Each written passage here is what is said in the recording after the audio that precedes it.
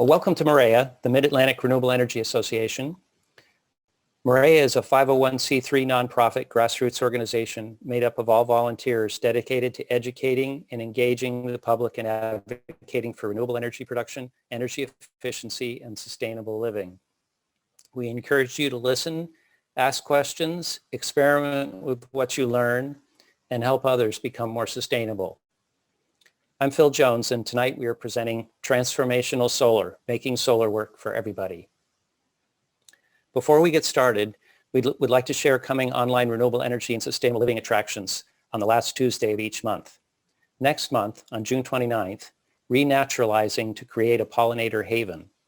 Learn how nature photographer and citizen scientist Karen Campbell and her engineer turned landscape designer husband used native plants to transform their 4-acre backyard in southeastern Pennsylvania into a haven for pollinators. Karen will share what she learned in her transformation and show wonderful photos of amazing wildlife that has appeared in her yard. Following her presentation, stay with us to ask questions about how you can transform your own garden into a pollinator-friendly and infinitely more diverse backyard habitat. Next, on July 27th, we present Offshore Wind Blowing Our Way.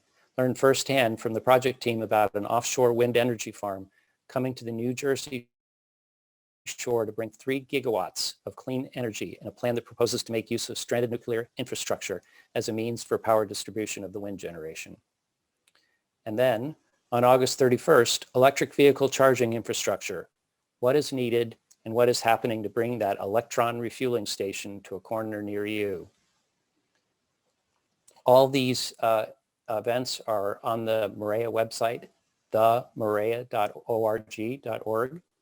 And so that's where you'll register and you can learn more about each of those presentations. And we hope to see you at those as well. And now tonight, we're very pleased to bring you Philadelphia entrepreneur and social justice activist Micah Gold-Markel to share how he took the buzz about solar green jobs seriously with the real deal. Solar for all through training and employing those with disadvantaged backgrounds to make it all work. In 2008, when Micah Gold-Markel heard Van Jones toss the bait about green-collar jobs for disadvantaged city dwellers, he bit hard, creating a new path for solar and the people who install it in Philadelphia.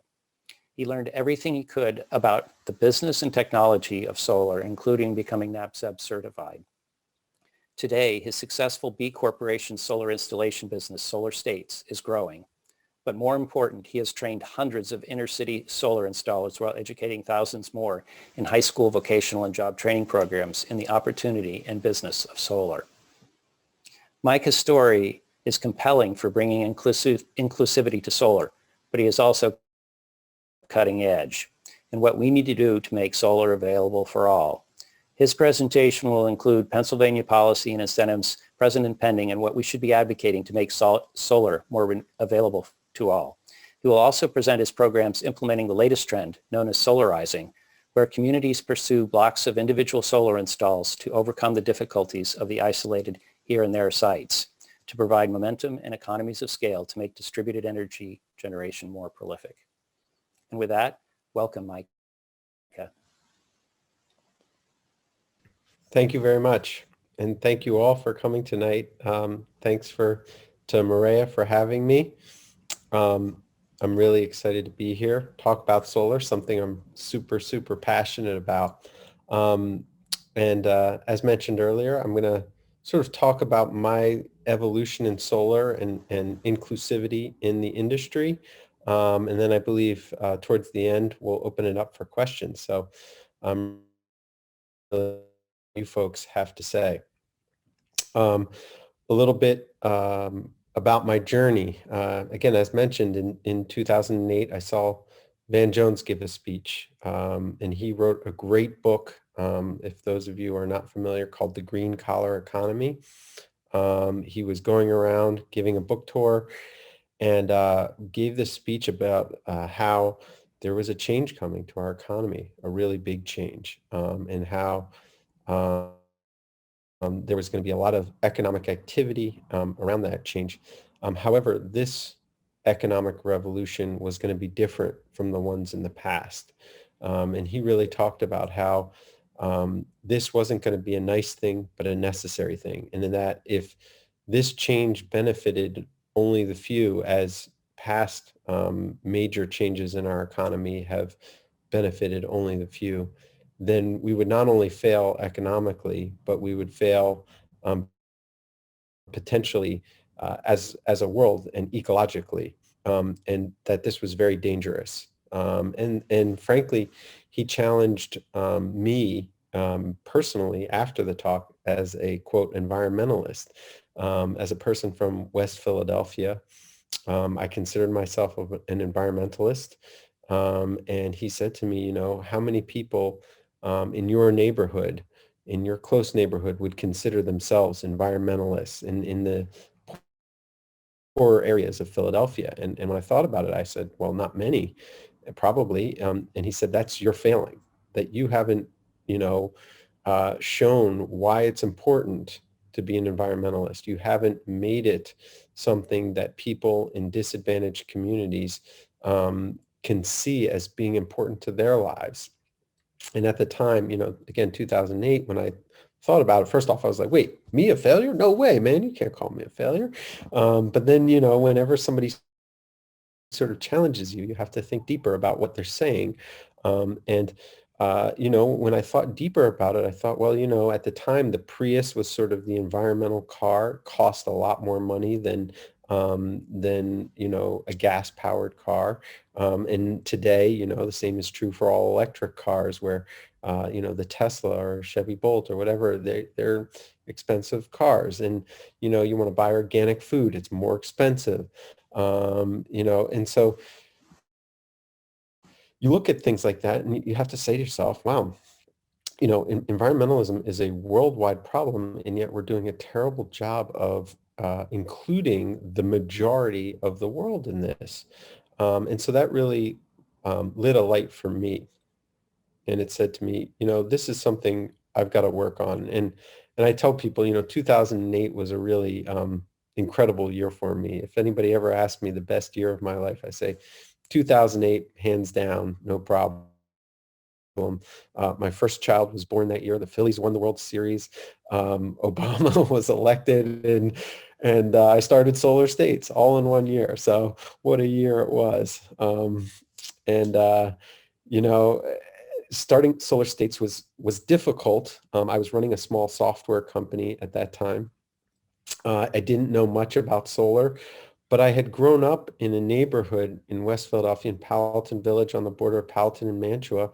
And I went to the local public school, Powell School, early on in life, and I'd seen how people who I grew up with were sort of in this side economy. I'll call it the hustle economy, where they were skilled craftsmen, but they were constantly going from hustle to hustle. And I'm talking about a lot of the lower income minority folks in our neighborhood. Somebody had a door they needed fixed, or a kitchen remodeled, or whatever. They would do a little hustle job, and they were skilled at those hustle jobs, but they were never invited into the larger construction companies, to the union firms, to the places where they could get health care and pension or 401k, and have that sort of longer term stability that I think a lot of people who have had jobs like that take for granted. And, I started thinking about that, and I started thinking about how a lot of people just don't know about solar, and they didn't know about solar. In 2008, solar was really pretty unknown. And I would argue, actually, still today, there are a lot of people in poor neighborhoods who do not know that this exists as a career path. And that's one of the reasons we're doing what we do. So, started to do some teaching, taught at Science Leadership Academy, an elective on solar, and really learned I didn't know much about solar, and I needed to get some training, more training myself. I also learned, though, a very important lesson, which was that, even though SLA is a great school, I hope to send my kid there one day. It is a public school. I really wanted to engage with students who were not necessarily going to college, that there was this gap in our society of students who are college ready and then students who are not college ready. They come out of high school and they need to be able to work in potential areas that provide them with the opportunity to create wealth for them, for their family, but also have healthcare, retirement benefits and all of that. And so solar training sort of fit that model. So after that, had a partnership with Youth Build Philly. And Youth Build's an incredible school. They take students who have dropped out of high school. They want to come back. They want to get their GED. And they want to learn a vocation at the same time. So we started the solar track there. In the first year, I taught 1 hour a day, 5 days a week, completely volunteer. It was one of the hardest things I've ever done.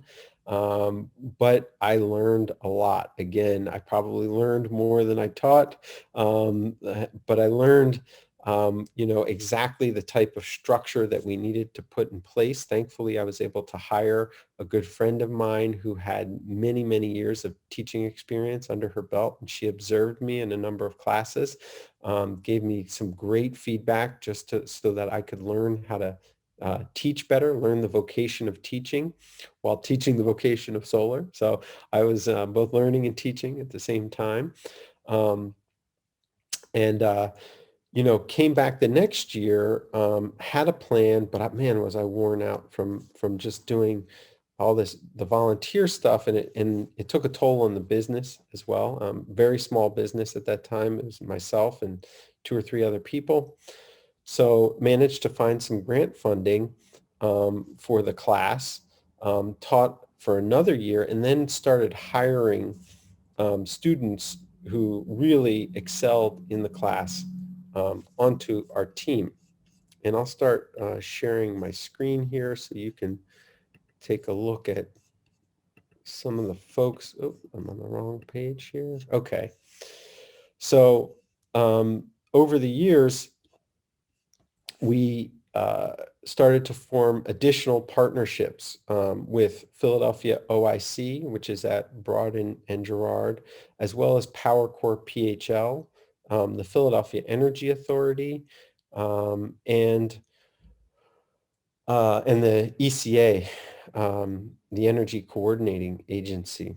And I think people frequently ask me, how have we gotten to the success that we got to? Well, early on, I thought we were going to be this sort of one company show, right? We were going to train these students. We were going to have a partnership, and they were going to come on, and they were going to excel in solar. And so I hired my first few Youth Build students, and to put it bluntly, it was a disaster. We didn't have the support mechanisms in place. We didn't have the structure. There wasn't the community to support the needs of the folks we were hiring. And I realized it really does take a community. There is no single great company or person vision of history or of success, that it really does take a group effort. While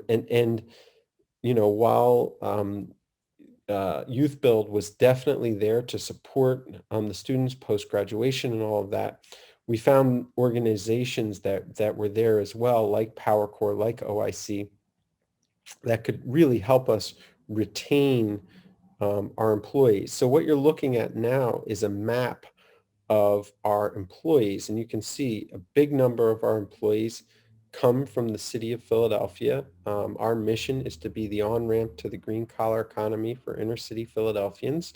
And a number of them have come through our program. So everywhere where you see an OIC block, that's where an OIC student came from. And everywhere where you see a PowerCore block, that's where a PowerCore student came from. And we learned a lot of lessons early on. One of the biggest ones being that there are simple things that can be done that dramatically increase success. And one example of that are phones. For the first, cohort of students who got hired, we had a major problem because their phones would frequently get turned off due to, poverty issues, and they couldn't pay the bill. And when the phone got turned off, we had no way of contacting them. So how are you going to have somebody come to work when you can't contact them and let them know, what the schedule is, what the plan is, that sort of thing. And then, we would have their address. So, you can't contact them by phone. You go to their house. You go to their house. Turns out they had to move. Again, poverty issues as a result of either a month-to-month lease or back rent, or you name it. So it was not uncommon for us to completely lose contact with some of our workers, and that was not a good way to have success. So one of the simple things we did early on was provide phones for workers so that we could always contact them, no matter what happened, they could contact us, and we could figure out, how to make sure we could have success. The other big thing is we were hiring these folks from the inner city, like myself, who didn't have driver's licenses. And that may sound basic, but you have to be able to drive a vehicle to install solar.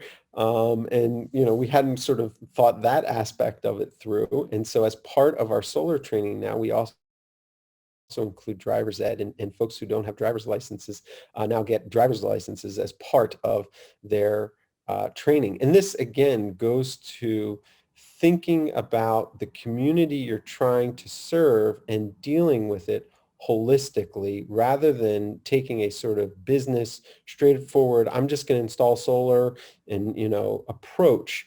And I think a lot of times that's what's missing in a lot of businesses, thinking about the whole community, the community we're living in, the communities we're working in, and then figuring out how best to meet their needs. And then the last thing is, and again, this may sound trivial, but is the location of our business. We teach classes, we have low-income folks who have to take public transportation to our offices. And we had worked for a long time to try to place a lot of these students into businesses, solar businesses that were located outside of the city of Philadelphia, and they had major transportation issues. With our office, we're located at Jefferson, on the corner of Jefferson and American Streets. We're about 5 blocks from the Girard L stop, and that's very strategic. That's easy to get to via public transportation. They can come, get the vehicles, drive out from there, do that sort of thing. So providing a support system is really, really important. And actually, this picture on my screen is an interview I did with Cottrell. He's one of our solar installation leaders now. He came through our Power Core program, and Cottrell, he's been an amazing success story. He's been with us for over 4 years. Literally didn't know what solar was when he started as a Power Core fellow, and now is a lead solar installer. In a couple weeks, he's going to be taking the test to become a licensed master electrician in the city of Philadelphia. And we already had one of our students who's a fourth year, actually a fifth year with us. His name is Thomas Glenn, already get his electrical license. So we're not here just to employ folks, but we want to make sure that should they want to start their own businesses and have their own career paths, that we're supporting them with the education and certifications they need to do that. I had a really interesting moment with Cottrell during the employee review that we do. We do a yearly employee review, and in year 2, I said, Cottrell, how do you like the job? And Cottrell said to me, what job? And I kind of looked at him and I was like, what do you mean, what job? The job you're working on now, man? What kind of a question is that? He goes, oh, this isn't a job. This is a career. And it was like this, oh my gosh, he understood, what we were trying to do better than myself in a lot of ways. We are trying to provide careers here, not just jobs that people are jumping from day to day, or week to week or month to month. We want to have a career path if that's what somebody wants to do. And so what does that mean? What does it mean to provide a career path versus a job path for someone? Well, a career is something that someone can stay in and have a hope for earning more money over time, right? A career path is something where people can have benefits. A career path is something that provides for retirement. A career path is where, a company where if the company does well, employees do well. And so we do profit sharing every year. And these are the things that really affect our employee retention, as well as our ability to raise people through the company. So we wanted to see, and this was a real struggle early on, I have to say. We wanted to see people rising through the company, but you have to have this balance of experience and sort of inexperienced folks in order to have the right mix when you're trying to grow the company. And so we would have a bunch of people come through a cohort, and we would assign them and to various crews. And so we went from being a company of, from 2008, I would say, to 2012, a company of 4 people where I was working on the roof personally, full time, all the way to a company of 8 people. And in that transition, I found a gentleman by the name of Skylar Wilman-Cole. And he was the sort of the first person I trusted on the roof. And he allowed me to come back to the office and work more on building a business. And so that was really key, was finding somebody with a lot of roof experience who could then train others to do the sort of what I'll call the solar states method, which is a quality solar installation. So what you're looking at on screen here now, that's Thomas Glenn. That's the gentleman who got his electrical license, born and raised in Kensington. Thomas dropped out of high school, didn't really know his path in life, and then got hooked up with PowerCore, became a solar fellow. When we interviewed him, I remember Thomas was so excited. He had never really considered a career in solar, and he was so excited to find out more and to do more. We literally offered him the fellowship on the spot. He grabbed it. 2 or 3 years later, he was a team lead, and now he's a licensed master electrician. And you can see Thomas here working with an inverter here. And those are the types of success stories that I love to see and hear. Here I am with another one of our employees, Mark Roel, Mark Shackelford Roel. Mark, a resident of North Philly, came through our Philadelphia OIC program, had a really cool moment actually with Mark. We've done a number of installations with the Philadelphia Housing Authority, PHA. We did one at what's called Blumberg. That's at about 22nd and I want to say Berks, or just north, couple blocks north of Berks. And Mark is from that area. His father lives about 4 blocks away. Mark's a huge cyclist. And so he was biking around with his dad one day. He said, "Dad, here, come here."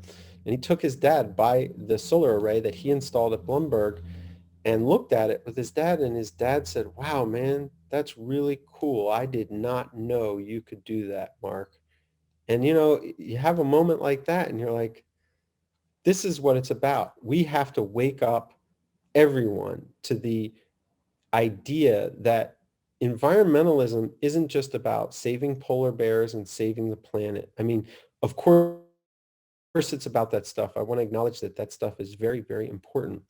But equally as important is that environmentalism is about jobs. It's about lots and lots of jobs and working for good wages, for fair wages. And it's about careers, and career paths. And so, when I look at people like Mark, and when I look at Cottrell, and I look at, these folks, and they're succeeding through our company then went from 8 to 16 people. And around that point, we went from, $1 million to about 2, I would say, no, maybe $1.5 million in revenue per year.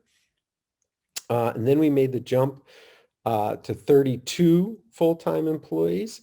and about 4.5 million in revenue. And now we're a company of 43 full-time employees, and a little over about 6 million, maybe a little over 6 million in yearly revenue. And that's incredible to me. I literally never expected myself to be involved in a company that even did 1 million. I remember the first year we did 1 million in revenue, I thought, we've arrived. That's it. There's nothing better than this.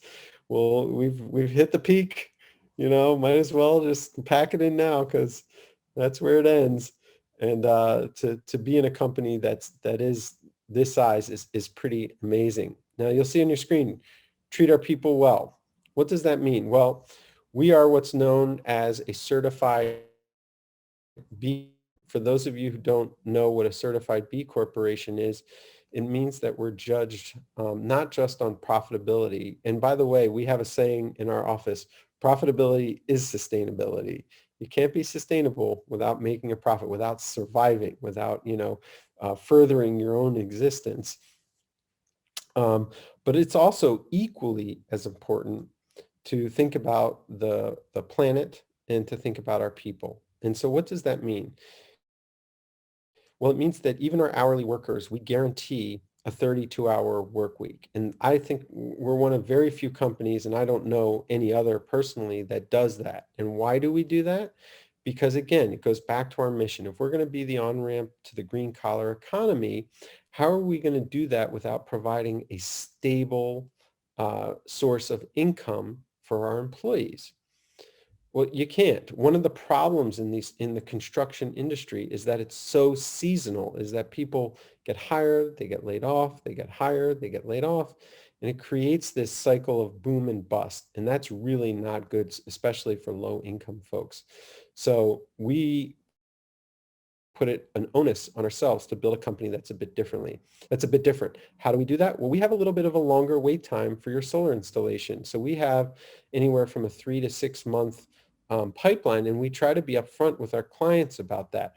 We're doing this because we want to have consistent work for our employees. And if you can be patient, we can make this all work well together. And usually people are understanding of that. What else do we do? We offer a 401k, but we offer it a little bit differently than most. When we went around to our employees and we started talking about 401k, a lot of the folks from low-income neighborhoods said, I can't afford to take any of my money out of my check and put it towards retirement. That's just not going to work for me. I need all of it now. I'm helping to support my grandmother. I have a newborn. I'm looking to buy a house. I'm looking to get a car. I can't keep having money come out of my check. And so we talked about it and we came up with a way to make it work for everyone. And that is, regardless of your contribution, we contribute 3% to your 401k, no matter what, 3% of your weekly wages. And so, those who want to contribute more can. Those who can't afford to contribute any will have us contribute the 3% no matter what. And this, by the way, is the first time the vast majority of our employees have had either a retirement plan or healthcare. And that's pretty amazing. When you think, I would say there's probably 20 to 30 of our employees who never had healthcare or a retirement plan before. And again, this goes back to mission. How do we execute our mission? And now, you're seeing one of our latest success stories. This is Cleophas Anakam. He's from West Philly. He came through Power Core as well. And Cleo really grabbed onto solar. And again, one of the interesting things about our relationship with Power Core is Power Core trains these folks. They take returning citizens previously are incarcerated or high school dropouts, people who need to get some skills, are looking for a path in life, and they train them on green stormwater infrastructure, but also on the soft skills of just showing up on time, how to build a resume, what sort of expectations there are for people at work in terms of dress and interpersonal skills.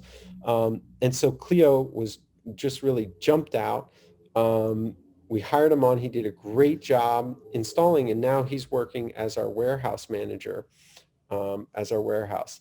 And then lastly, as part of this mission is, how do we make solar accessible to all? And the way we've been able to do that, again, is through another partnership with the Philadelphia Energy Authority and Solarize Philly. And so what you're seeing here is a map of all of our low to middle income solar installations that we're doing this year. Some are completed, some are yet to be completed, but we have 50 projects in low to middle income households. And again, this wouldn't have been possible without Solarize Philly. So hopefully you can see that I switched over to the Solarize Philly website. If you haven't gone there, you should definitely check it out. It's amazing the work that the Philadelphia Energy Authority has done. And by the way, it's very difficult to do low to middle income solar because the price of energy in Pennsylvania is extremely low. But also, there's a cost for solar. Now, most people do loans for solar, and that means you have to pass a credit check. Well, again, that can be a barrier for low to middle income Philadelphians. So we were able to partner up with Solarize Philly, whereby we do a lot of installation work with Solarize Philly. And you can see here, they've signed over 750 contracts and created 98 jobs. And what happens is when a contract gets signed and we install it, a small portion of that goes back to the Philadelphia Energy Authority, and they created a fund to subsidize low-income solar. And so there's a subsidy. Then we found a lender who would be willing to lend without a credit requirement. And we made it so that really it's a few $1,000s to go solar. Anybody can get a loan, so it's zero out of pocket, and the loan payment comes out to be at least 30% less than your electric bill. So it's a real win for everyone involved. Again, LMI people don't have to come out of pocket at all, and they can sign up for a loan that will result in a payment that is 30% less than a current electric bill. It's a real win-win-win, and we needed to have the Philadelphia Energy Authority involved. We needed to have our lending partner involved in order to get this done, and a lot of people who really, really cared about this. And we call it the Solar Savings Grant Program. If you know anybody who's low to middle income, they can sign up by going to solarizephilly.org and checking out the solar grant program here. So again, this shows where our low to middle income solar installations are taking place. And then down here, we have another map. And these are all of our Philadelphia-based solar installations. I'm really proud to say that over the last 2 years, we have done more solar installation work in and around the city of Philadelphia than any other solar company. So if you're looking for experience and you're looking for a great company to work with, we've done a lot of work around Philadelphia. And here's a flat roof system that we installed in the Fairmount neighborhood. And this is a really cool system because I don't know many companies that do this. This is what's known as a D-dome system. And you'll see that it creates this sort of undulating field of solar panels. And what's underneath is actually ballast weight. There's concrete blocks underneath that hold the solar right down, so you don't have to have any mechanical attachments into the roof. And so, most homeowners really like that you don't have a possibility of a leaky roof. It's pretty cool. And this allows you to very densely pack solar onto the roof, so you can get more power on the roof than if you had to leave space for inter-row shading or things of that nature if you're just doing a south-facing system. All right, and lastly, I want to highlight a great project. We worked with an organization out of the West Coast called Revolve, and they did what's known as a power purchase agreement for this nonprofit called the Village of Arts and Humanities. And the Village of Arts and Humanities is in North Philadelphia. They provide a great arts outlet for inner city Philadelphians. They wanted to have solar on the roof, but they didn't have the money to do so. Revolve came in, raised some money for what's called power purchase agreement. Again, they guaranteed them savings on the bill, and we ended up installing solar on the roof there as part of this PPA, or power purchase agreement. It was a very innovative way of financing solar for a nonprofit. With nonprofits, it's very difficult to get solar without a PPA, because there's all of these tax incentives that make solar much more financially viable, but nonprofits don't pay taxes, so they can't absorb those benefits, and thus it makes it a little bit harder for those nonprofits to go solar. And then lastly, we're really excited about the future of solar. I'm switching over to the Pennsylvania General Assembly here. We believe that in order for everyone to have solar access, we have to legalize what's known as community solar here in Pennsylvania. And there is a bill in the PA Senate introduced by Senator Scavello to allow community solar. And what is community solar? Community solar is when you have a large solar field and individual customers can either buy the kilowatt hour output of a certain portion of it, or they can reserve certain panels and get the power output from those panels to their local electric bill. This unlocks the power of solar for people who may be living in apartments or renting, and it really helps folks who are more transient, get access to low-cost solar. And one of the things that I like to end on is there's this sort of myth out there that solar is really expensive. In the time, and for a long time that was true. And when I started off in the industry, we started installing, we installed 444 solar panels on the roof of the Crane Arts building as one of our first projects. That project cost probably about $550,000, something like that. If we were to install that same project today, it would be about $160,000. And that's mostly because of the cost of all the equipment coming down significantly, and because there's far fewer parts that are necessary. So we've integrated things like grounding and clamps and all of these pieces, so that instead of having to come to a solar site with 75 to 80 different parts, we now can come with 15 to 20, and that really helps with the efficiency of stocking our trucks and making sure that we have all of the pieces needed to complete a solar array. So I'm going to wrap up there. I really, really appreciate everyone giving me a moment to talk, and I'm happy to take any questions that you have.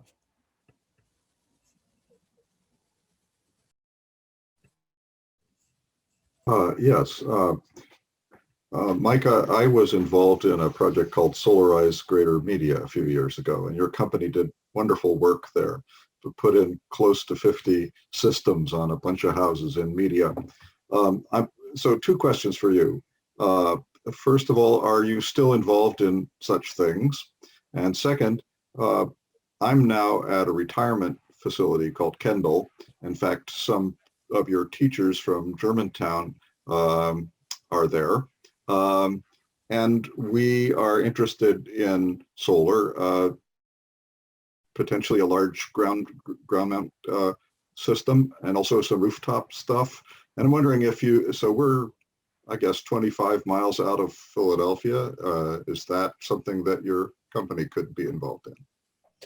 Absolutely. Absolutely. Well, first off, I'd love to really give a shout out to Solarize Greater Media George, and all of the great work that you folks did. It's sort of important to know there's so many different organizations that make solar a success, and Transition Town Media is certainly one of them. Without the success and the huge success of Solarize Greater Media, I don't think that the Solarize campaign in Philadelphia or even any of the other ones that we've been involved with since would be here, frankly. It's Solarize Greater Media really demonstrated that Solarizes can work and work very well. And it was a great program. As George mentioned, we got many, many households to sign up and go solar. We executed a number of installations. And then the city of Philadelphia and the Philadelphia Energy Authority saw that success and sort of built on top of that model. Again, that's a huge part of the reason why we are where we are. So thank you to all the folks at Transition Town Media and Solarize Greater Media. Also, funny enough, because of that, we formed a partnership with Swarthmore College and had the what we would call the Solar SOULAR group that did a bunch of solar installations in and around North Philly, and that was a great process. And then with Swarthmore College, we've done 2 installations on their campus, and we were just selected on Friday of last week to do a 400 kW solar installation on their new dining hall. So we're super excited about that. And George, I would love to discuss doing solar in your retirement community. We can take that offline. I'll share my email address here, and you can, I don't know if, can I share into the chat? I'm not sure if I can. I only see 2 options here. So anyhow, I can tell you my email address is Micah, M-I-C-A-H, that's M-I-C-A-H at solar-states.com. All right, any other questions? Feel free to just call out. I can't necessarily see everyone. And Micah, thanks. This is Joe Matisco. Thanks for that incredible story and for sharing that. Just good stuff all around. How did the COVID pandemic affect your business, and how are you working through those obstacles? Sure. Wow, was COVID a curveball? You're doing all this stuff and you're like getting ready, and all of a sudden you got to shut down. I mean, it was pretty crazy.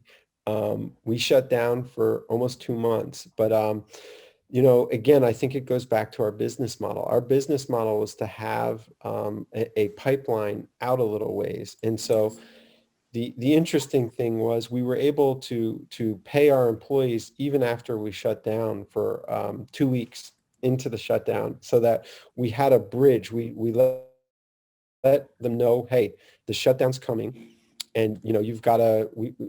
We have a full-time employment model, so all of the folks who work with us are not subcontractors; they're employees, so they all qualified for unemployment compensation. And so we had a big meeting where we said, listen, we can pay you up to 2 weeks out, but you've got to make sure right now to sign up for the unemployment compensation benefit, because we don't know how long we're going to have to close for, and we don't know if we're going to be able to continue paying out. But what we're doing is we're keeping a fund of money, because we're going to continue all of your health insurance and everything like that for as long as humanly possible. And so one of the things I'm really proud of is that while we couldn't pay everyone through the pandemic, we got everyone their unemployment compensation, and everyone stayed on health insurance. And then when we were allowed to reopen, because we had that pipeline, we were busy as all heck. Now when we reopened reopened. We actually reopened a week before we started installing again, a paid week of work just to do COVID safety training. We got everyone, the masks, the cleaning stuff. We even got little toilets for the trucks and everything so that, people didn't have to go inside of people's houses. We started going, and the most amazing thing happened. We have seen incredible demand. I mean, I didn't think, I was really worried. I thought, COVID, people are going to not want to go solar anymore. And in fact, the exact opposite has happened. It's grown interest in solar exponentially, I would say. And we've never been busier. So if there's a silver lining in all of this, it's that I think people are really taking solar more seriously now, and particularly batteries. Oh my goodness, there's way more interest in energy storage now than there used to be. We completed a project, I would say a month and a half ago, with Crozier Keystone. They have a bunch of vaccine fridges there, and every time the power went out, particularly in the middle of the night, they had to run around like crazy to find space in other people's vaccine fridges. And so we installed a battery backup system that can keep the vaccine fridges going for a very long time, for I believe about 3 days, depending on how many fridges are running, just using battery storage. And that's pretty cool. And I don't think projects like that would have happened without COVID. So, there's some silver lining there. Great. Thanks for sharing. Mm-hmm. So Micah, this is Chuck Coe from Villanova and the program chair for Maria. And I wondered if you could spend a couple of minutes talking about your models for building distributed energy systems in inner city neighborhoods, because it's really exciting. Sure. So, there's a lot of players involved when you're thinking about distributed generation. First off, I like to take a step back about why are we doing this? And so when we look at this sort of logically, we think about, well, let's think about efficiency. What's the most efficient form of energy generation? And clearly the most efficient form of energy generation is generating energy where you use it, because you won't have any transmission or distribution losses, or you'll have very little. You have the loss from the roof down to the main service panel. There is some loss there, but it's not nearly as much as long haul generation. So the why, again, and as an environmentalist, the idea of using already used spaces is a good one, right? When I have my students coming through the Power Core classes or the Bright Solar Future class, I take them up to the roof of the Crane Arts building so we look at the solar array. But then I tell them to turn around, and you have this wonderful view of Philadelphia there, and you see all of these rooftops. And I say to them, this is our opportunity. There's no solar on any of these roofs. I feel like an oil man surrounded by oil. There's opportunity everywhere. There are all of these roofs. None of them have solar on it. Let's go and do this. And so, that usually grabs the students' attention, because they realize, wow, this is a real opportunity. There's a lot of roofs out here. And then, when you look at the roofs that do have solar and you think about this, and we've recently hired a person who's really good with GIS software. Most of the roofs with solar are concentrated in more affluent and wealthy areas. And so we've intentionally made partnerships with the Philadelphia Housing Authority and with the Philadelphia Energy Authority, where we can go deep into neighborhoods that don't have a lot of solar, install solar there. They see the makeup of our workers, and that these are people from the community installing in the community. And it really motivates a lot of people to get involved more in solar and in this great distributed generation revolution. And then lastly, I think when you look at this from a sort of a security standpoint, having a sort of multi-nodal energy system is much more secure than having a single generation point that, if it were to get knocked out, lots and lots of people lose power. And so when you're talking about solar and you combine it with energy storage, you're talking about resilient neighborhoods, resilient buildings. I'd love to see the city of Philadelphia enact sort of strategic buildings, we'll call it, where you have fire stations, perhaps police stations, perhaps schools that are designated as resilient shelters, where they install solar and battery so that if there are any weather events or unforeseen events, people can go to these locations and know that there will be power to help sustain life. So those are some of the things we're thinking about. Thanks for the question, and thanks for having me, Chuck. Yeah, we're really excited about having you. I'm thinking about the neighborhoods in North Philly that are using green spaces for gardening. Oh yeah, absolutely. They're building community around, a common activity, and installing solar on a bunch of roofs could be another common activity. Absolutely, and we have a really exciting partnership with the Pennsylvania Horticultural Society. Again, PHS, I got to give them a shout out, where we're doing solar on some of their community gardens as little projects. First off, they usually have a shed there where they need some power to charge power tools, things like that. If you've ever driven past Broad and Diamond, there's a tiny house in the community garden there that Temple has, and we installed solar and a battery system there. So again, it's sort of little solar projects with community gardening. You combine all of that stuff and you get this really great virtuous cycle where people are learning about gardening, they're learning about solar, food production and energy production really go hand in hand. And you're getting a lot of interest in environmentalism as a result. And a lot of times people don't even think of it as environmentalism. They just think of it as food and energy, so that's really cool. That's really cool. Thanks, Chuck. Other questions?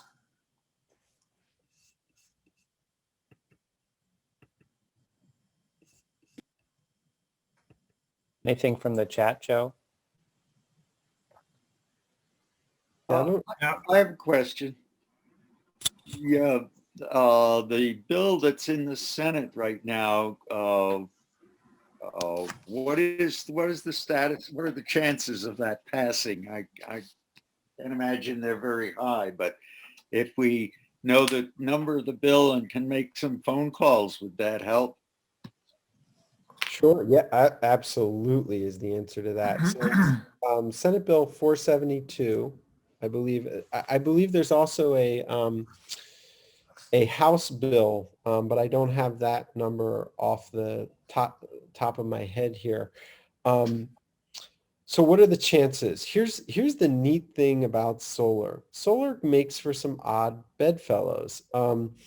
This bill was actually introduced by a Republican. For those of you who may not be aware, Republicans have the overwhelming majority in the Senate and House in Pennsylvania. So in order to get anything done in the legislature, we really have to have Republican support. And recently on our podcast, we had a group that was named Conservatives for Renewable Energy. And it turns out there's a lot of commonality between conservatives and environmentalists and other folks on this area of community solar. And one of the big reasons is because it unlocks value on farmland.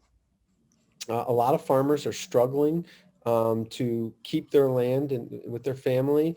And you can both farm and have solar at the same time, and it can generate more value for your land. And that's a big thing, particularly for rural Pennsylvanians. And community solar's fortunately and unfortunately, is going to take place mostly on big open spaces. Now, you can also do it on big rooftops. We actually have some warehouse owners in Philadelphia who are very interested in doing community solar once it is legalized.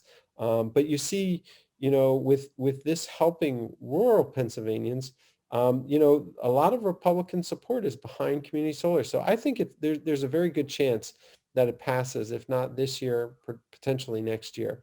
That said, we need your support. We need everyone here to call their state senator, their rep, and make sure that they understand you support it. Because even though it is a bipartisan supported bill, there's still opposition out there. There are forces from other energy players in the industry who do not want to see community solar become a reality. And, you know, we have to make sure that we fight for community solar because it is a job creator. It helps farmers keep their land, and it allows people to save money on their energy bills. Really, really important. Another big issue in the state is what's known as the Alternative Energy Portfolio Standard, or AEPS. I'm not going to go too deep unless somebody wants me to go deeper on this, but what the AEPS does is it requires that companies that are selling electricity into the state of Pennsylvania have a certain percentage come from solar. Most of them don't have solar holdings. And so the marketplace has created this thing called an SREC, or a Solar Renewable Energy Certificate. And that certificate says that you've generated 1 megawatt hour of solar energy. And so solar owners, people who own solar arrays, for every megawatt hour, that's 1,000 kilowatt hours of solar that gets generated, they get this certificate from the state. And they can turn around and they can sell that certificate to an electric supply company, and the electric supply company wants to buy it because it helps them to come into compliance with the law, because once they've bought that SREC, they can say, I generated the solar energy, not that person over there. And it's a neat mechanism for solar owners to make a little bit more money. Unfortunately, in the state of Pennsylvania, we only require 0.5% by the year 2021, which is now, come from solar of all of our energy generation. So that's a very low requirement, and thus SRECs in our state do not have much value. It's a supply and demand thing. So if we could get the state legislature to raise the requirement in the Alternative Energy Portfolio Standard to something like, 2, 3, or 3.5 or 4%, heck, even 5%, we would see the value of SRECs go way up, and you would see a lot more solar in the state. And honestly, owners who have already invested in solar would also benefit quite a bit. I'm happy to talk about that more if anybody wants to learn more. We have a couple of questions in the chat. So one is from Ariel, and she can unmute herself and ask her question if she wants to, or I can read it. Either way. It's the PH Housing Authority project. It includes solar power with storage, with battery storage. And if it didn't... Oh, wait, hold on. I have my headphones backwards. Hold on. You guys hear me? Yep. Okay, yeah. So my question was basically, I know you mentioned that the Housing Authority set up the project for the solar. I was just curious if that included battery storage or not. I don't know. I'm sorry if this question was answered already. And if it hasn't yet been added, do you think like the city will include that as a later feature? Because I just find that very interesting.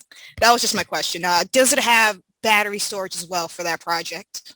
Totally. So unfortunately, it doesn't. We're working with the city and with the Housing Authority to try to think about strategic locations for storage and resiliency. Unfortunately, there aren't the financial advantages. Like there are lots of creative ways to tap into the power of batteries. One is to have time of use rates where time electricity rates go up, and thus you could discharge your battery and save money.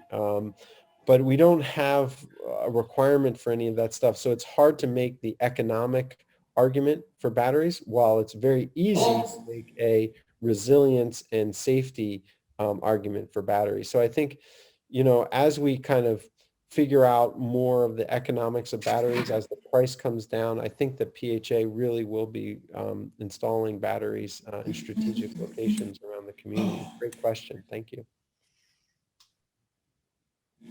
We do have another question in the chat And is it possible to install solar on existing warehouses, as there are many warehouses taking over farmland? Oh, absolutely. Solar on warehouses is a great thing.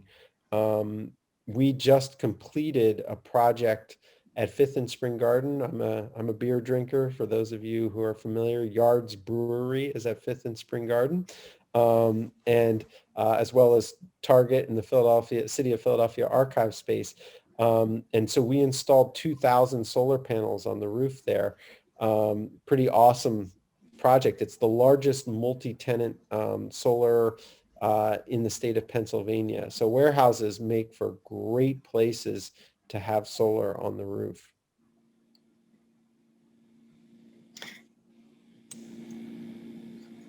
Can I ask, what's the biggest challenge you've encountered with solar installations? Is it local codes, or be it electric codes or regulation? Is it education regarding solar energy and understanding what it can do for a particular individual or community? Sure. Any I mean, insight on that? Yeah, sure. It used to be education for sure, just letting people know that this is an option, that it's cost effective, that, how it works. I used to go to sales, to meet a client for the first time, and, the question would come up. So, what happens at night, or what happens when a cloud goes over? And I would sort of joke, oh, when a cloud goes over, your lights just dim in the house. And then once the cloud goes away, don't worry, your lights will come back on. And people would be in shock. And I'd say, oh, no, I'm just kidding. Like, people thought I was serious about that. So, for those of you who aren't aware, the way that solar works with grid-tied systems is if a cloud goes over, well, the grid comes in and it supplies the energy the house needs, so that you don't ever have dimming lights or any of that sort of thing that's going on. I'm sorry, Joe, can you repeat the question again? I lost my Yeah, what's the biggest obstacle to a solar installation? Obstacles. So the biggest obstacle is no longer that sort of education. It's the soft costs. So we have a sort of double whammy in solar, in that we have to not only get a permit from the authority having jurisdiction, whether it's Philadelphia, media, you name it. But we also have to get what's called interconnection permission, because every time you're installing solar, you're essentially installing a little generation plant on the electrical grid. And so you have to ask the utility for permission to install that generation plant. Well, in countries like Germany, it's assumed that you're permitted to do it, and they have 2 days to deny you permission. Here, it's the exact opposite.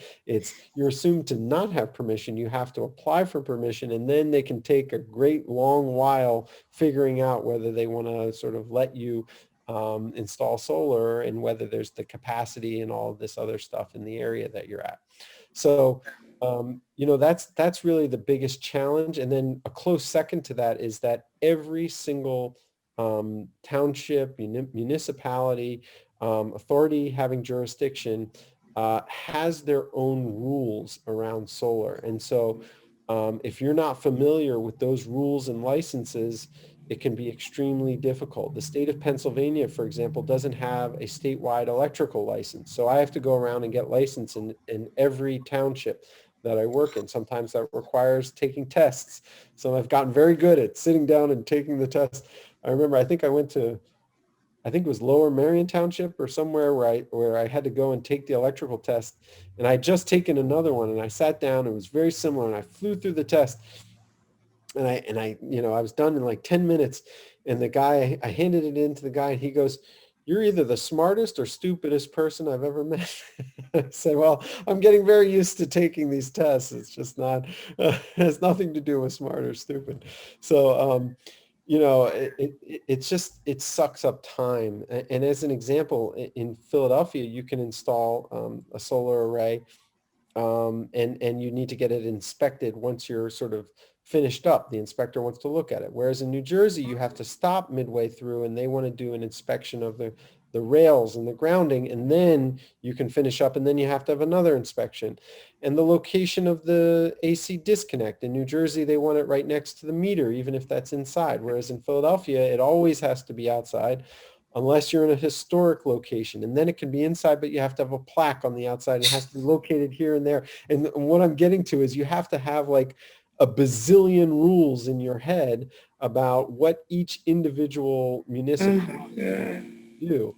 It can become very frustrating. And so if we could standardize this across states and across the country, we could see a lot of savings in solar, because we have to budget for a significant amount of shuffling back and forth between municipalities about the rules and regulations around solar.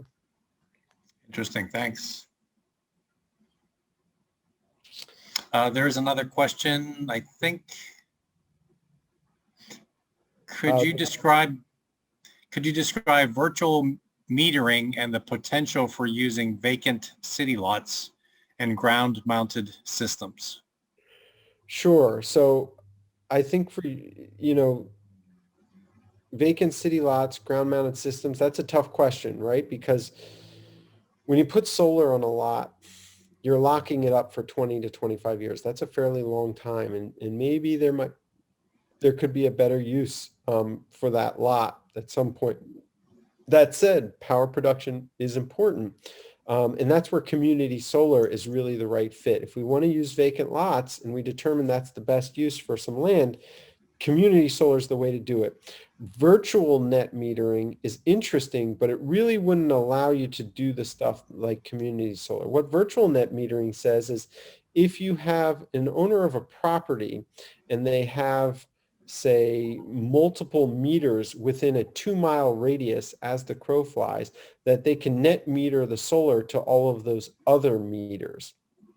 And they did this mainly for farmers who had, larger farms and multiple meters throughout the farm and wanted to have the solar applied to those meters. So the way it would work is you're interconnected on a single meter, but you're overproducing solar for that meter. So you're getting additional credits. And what happens is those credits will trickle down to the other meters that you own. But again, the rules are very specific. The meters have to be in the same name as the solar meter. So there can only be one owner. So you can't have a whole community using the solar energy because their meters will be in other people's names. And it has to be within 2 miles. The other meters that share the benefit of the solar have to be within 2 miles as the crow flies as the solar meter. Chuck, you want to take the next question from the chat? Yeah, I just realized I was muted. I started to read, but I was muted. What advocacy groups in PA should be contacted to help promote community solar?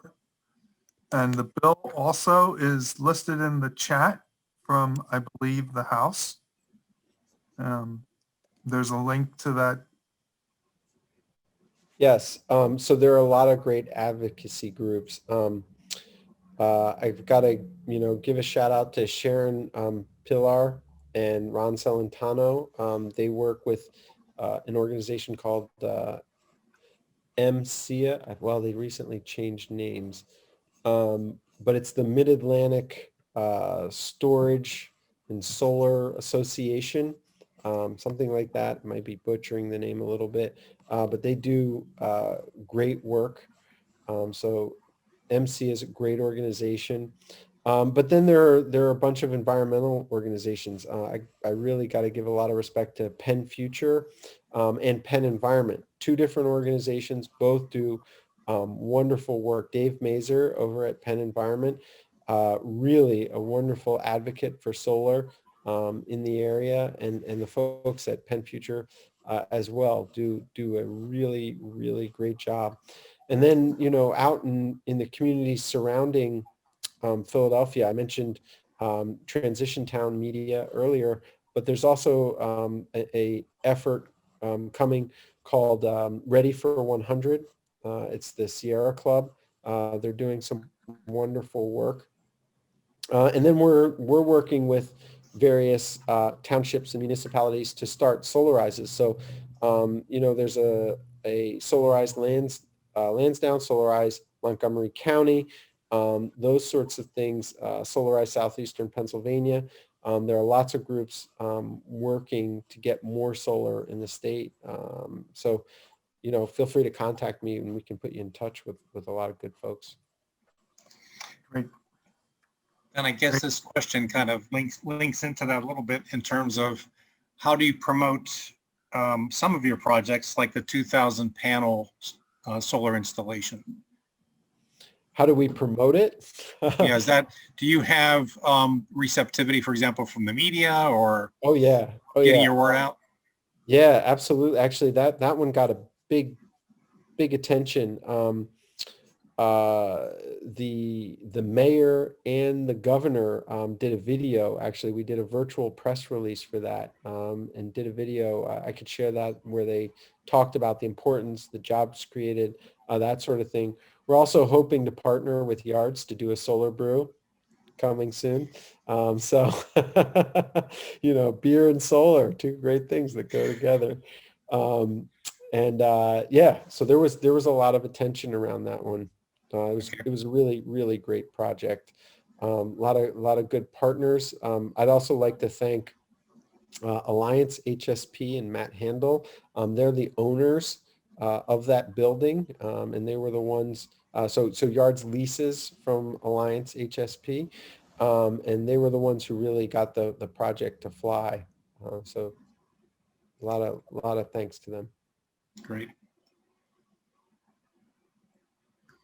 Any others, Chuck, that you saw? I don't see any in the chat. Does anybody else have a question? They want to unmute their mic?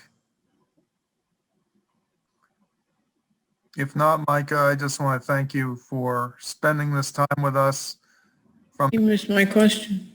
Oh, Carol, please. Go ahead, speak. Carol. I'm a private homeowner and we live in Alleghenyville in the woods. And I'm just wondering if solar would be an option. We've tried to put a dish on our roof for internet and video and it didn't work because the trees interfere with it. Yeah, if you have too many trees, I never recommend cutting down trees for solar. That's the wrong way to go. Yeah, I know. So if you have a lot of shading, unfortunately, it probably won't work. But again, this is where supporting community solar could be really big. That's what I was interested in hearing about that. Yeah, that's amazing. Solar is the way to go in situations like that, so that you get a piece of a larger solar array and still get that solar energy benefit at your location for sure. How could I find out about one we're in Moton? Well, again, it has to be legalized first. So make sure you contact your representative, your state senator, let them know that you support it. And once it's legalized, then I'm sure projects will come to your area. Okay, good. Thank you so much. It was interesting. Thank you very much. Tamala, it looks like you have your hand raised. Yes, hello. Thank you so much. I am from South Central PA, and where we have really great arable land, and to me, it's a little bit of a conflict, to putting solar on such land, as it's going to become more and more important as time goes on with the growing populations around the globe and on the East Coast. And so I have a couple of questions.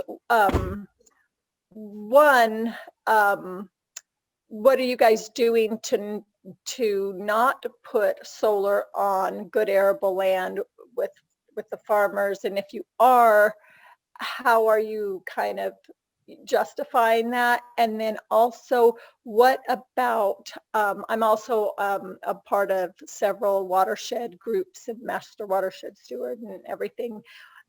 What about the solar panels as far as erosion mitigation, best management practices?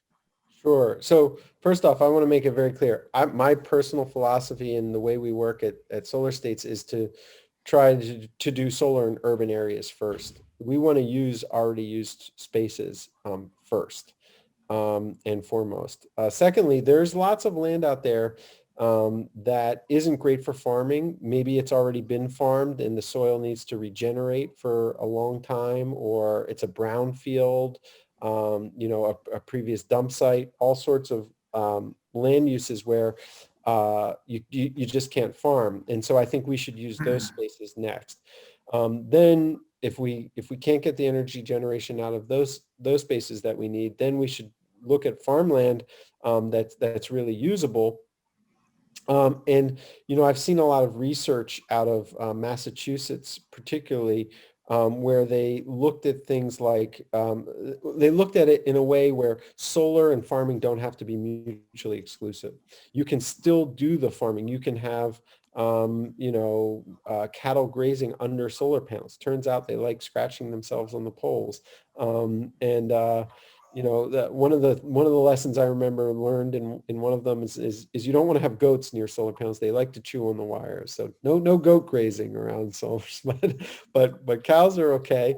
And certain crops will grow. It actually provides some shade for certain crops that get burned out in the summer. So it's possible to have them coexist, but I agree with you. This is a big issue. We do not want to just start, using good farmland for energy production. I think that would be counterproductive. Okay. Bob Whitlock. Bob Whitlock. Yes, a quick question on the source of your solar panels and how, with the increased demand, is that source able to keep up with them? Well, sourcing of solar has become a big issue. So we're part of a national solar cooperative called Advocacy, and recently we've been looking into, along with a number of other folks, the supply chain in China, and the results have not been good. Actually, when I started in the industry, I was getting solar panels from a company called Renogy, and I was very nervous about the way that they were being manufactured. And I was lucky enough to be invited over to China by Renogy, and I toured their factory in Wuxi. And I was very surprised at how nice things were there and how well made the solar panels are. That said, there are a number of companies that have been implicated with forced labor. And as a result, Amicus, our solar cooperative, we're forming to try to discover the companies that are using this forced labor and to make sure that those are not solar panels that are brought to market here in the United States. There are a number of other countries, Korea, Vietnam, and even the United States to a small extent, that manufacture solar panels. LG is a very big manufacturer of solar panels. They're a Korean company. So how the solar panels get made is very, very important. And right now, thankfully, there does seem to be a decent supply of them. As I said, solar is getting more and more popular, so more people are getting into the manufacture of solar panels. That said, if I had to wager, I don't think the United States is ever going to be a powerhouse in manufacturing solar panels. It's unfortunate, but it's true. I think that where we benefit is really through the installation and the planning and figuring out technology for the grid to enable more and more solar penetration. Thank you. So I'll ask the hard question. Is there any commercial operation that's actually recycling used solar panels? Oh yeah, absolutely. That's a great question. Something that we were very concerned about. We do have a partnership. I can't remember the name of the organization, but we frequently decommission solar arrays because somebody wanted to upgrade or there was physical damage. We store them in our warehouse, and I would say about every 2 months we have the recycler come by and pick up our panels. We either pay to have non-functional ones recycled, or we have them picked up for free if they're still operational and they're reused. Solar panels are made of highly recyclable materials: aluminum frame, glass front, cardboard back sheet. There are some some chemicals inside, but very little. So they can be mostly recycled and disposed of responsibly. Great question, Chuck. And then there's a shout out here to Solar Neighbors United is another group. Solar Neighbors United, they do great work. Great work. They have a wonderful listserv. Al. Hi, I have a quick question. When I tried to get solar panels on my roof on an older 100-year-old house in the city, there were a number of setbacks that were required by the community and other things, and they eventually told me that I couldn't do it. And I'm wondering what your general experience with that is, if it's changing, if it's actually pretty respectable, good practice, and that there are just some roofs that are not appropriate and so forth. Well, yes, unfortunately, that is true. There are some roofs that aren't appropriate. We've had a few projects over the years not go through because of structural concerns of the roof. So you always want to have a structural analysis of your roof to make sure that the additional weight of solar can be supported, particularly if you're thinking of a ballast weight installation. Ballast weight installations can put an additional anywhere from 5 to 10 pounds per square foot on the roof.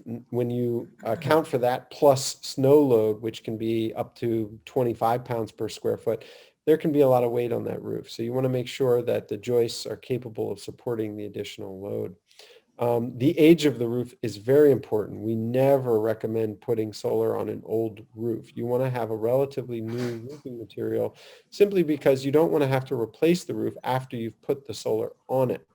That can create an expense that, just isn't great and could have been avoided.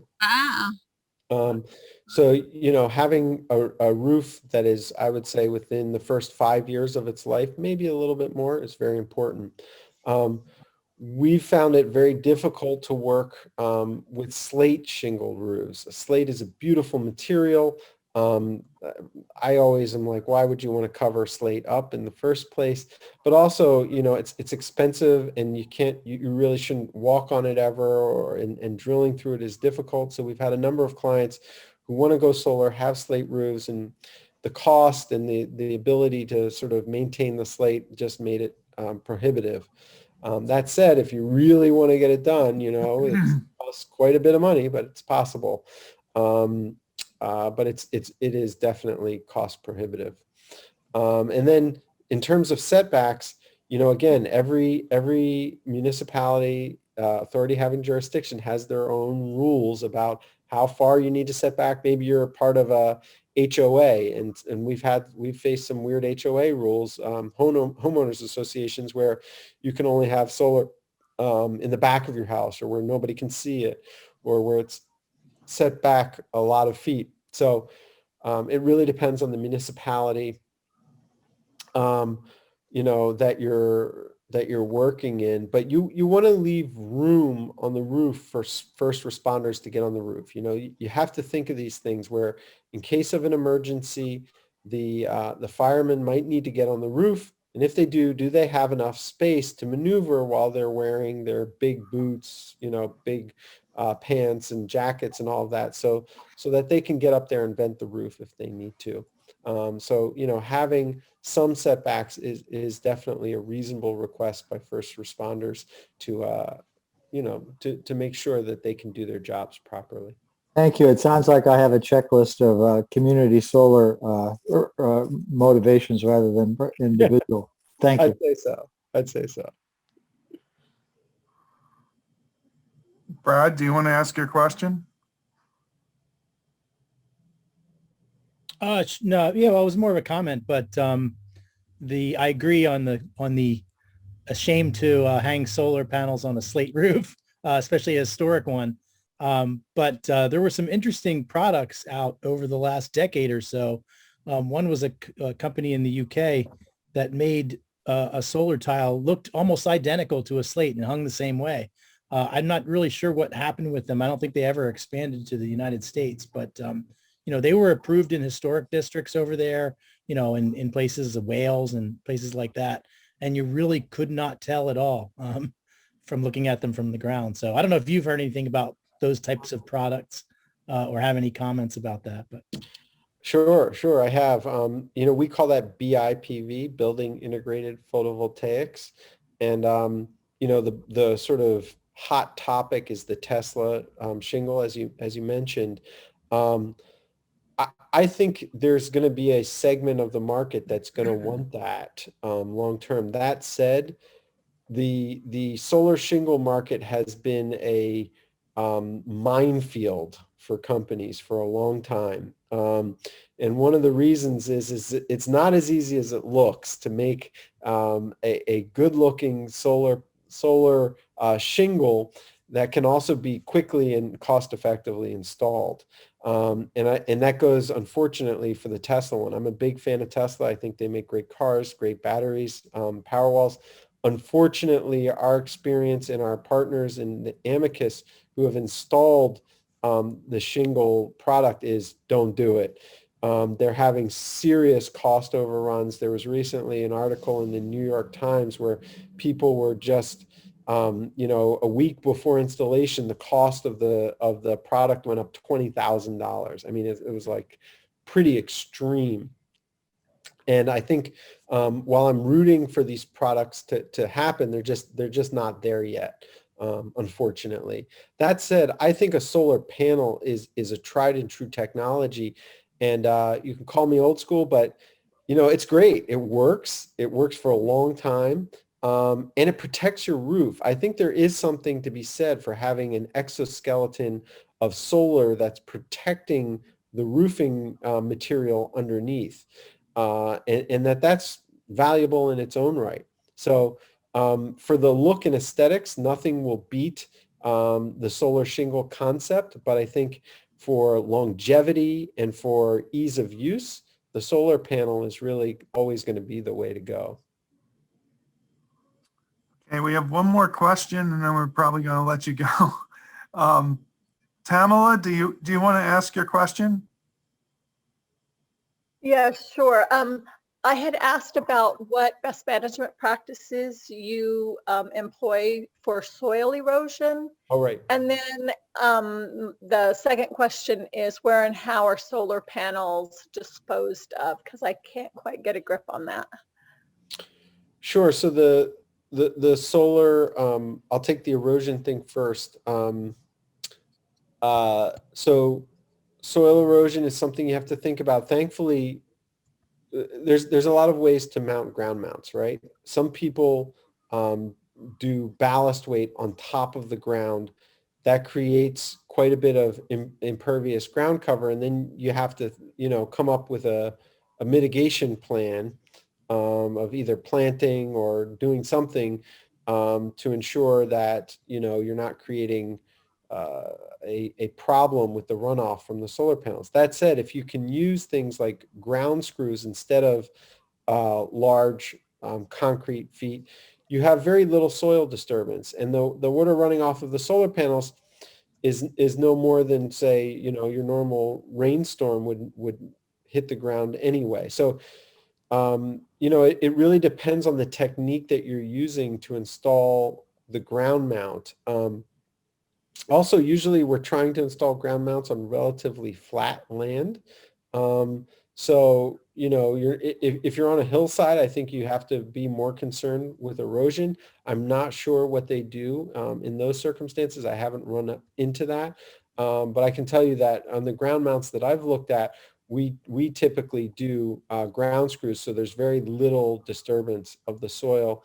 And the thinking goes that there will be little to no erosion. I dealt with this a little earlier. How do you dispose of solar panels? I'll have to email out to the group the link of the recycling company that we use, but there are recycling companies and they're becoming more common that will come and pick up the solar panels and recycle them for you. Oh, also I see in the chat, definitely want to give a shout out to Liz Robinson and the Philadelphia Solar Energy Association. They do great work, and the PA Solar Center in Pittsburgh. I think they do wonderful, wonderful work. Thanks for bringing that up, Ron. So Phil, do you want to close us out here? Is Phil Yes, here? here. Hi, Yeah. yes. Yes, Micah, thank you so much for all your time and running through all those questions and answering them so thoughtfully and helping us through that process. Very educational. Best wishes for your company and your travels, and thank you so much for presenting to the Mid-Atlantic Renewable Energy Association. For everyone else, we'll see you, and of course, you're welcome as well, Micah, for next month, June 29th. Just sign up on their website and register, and we'll look forward to seeing you then. Thank you all for joining us. Have a good night.